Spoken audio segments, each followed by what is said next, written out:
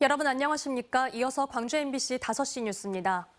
사직서를 제출한 뒤 출근하지 않고 있는 광주 전남 주요 수련병원 전공의들 240여 명에게 업무 개시 명령이 내려졌습니다.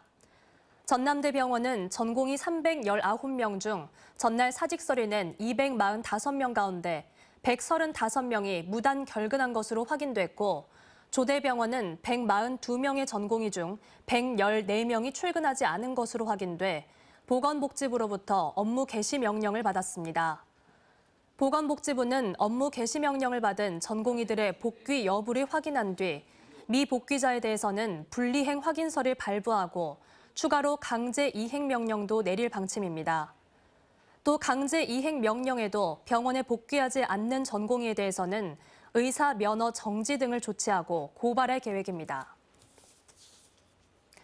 전국 국내 첫 노사 상생형 일자리 기업인 광주 글로벌모터스 근로자의 사회적 임금 보장을 위해 광주시가 올해 92억 원 규모의 복지 사업을 추진합니다.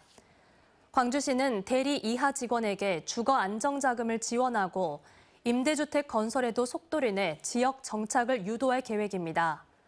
또 개방형 체육관 등 편의시설 조기 개관과 통근버스 지원 확대, 문화 바우처 제공 등 다양한 프로그램도 확대 실시합니다.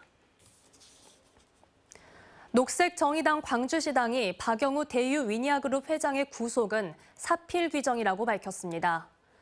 녹색정의당은 박 회장은 회사 경영에 직접 관여했고 국감에서 약속한 체불 임금 해소 노력도 하지 않았다며 이같이 밝혔습니다.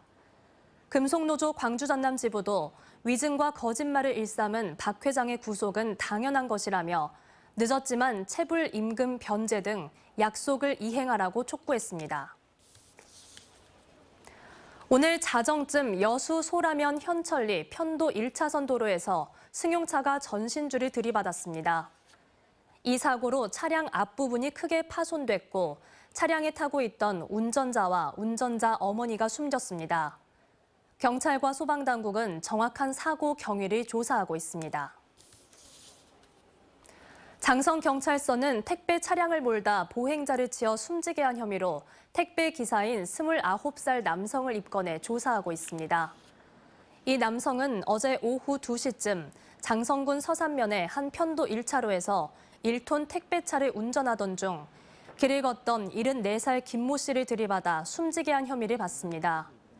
경찰은 비가 내려 운전자의 시야 확보가 어려웠던 게 아닌가 보고 정확한 사고 경위를 조사하고 있습니다.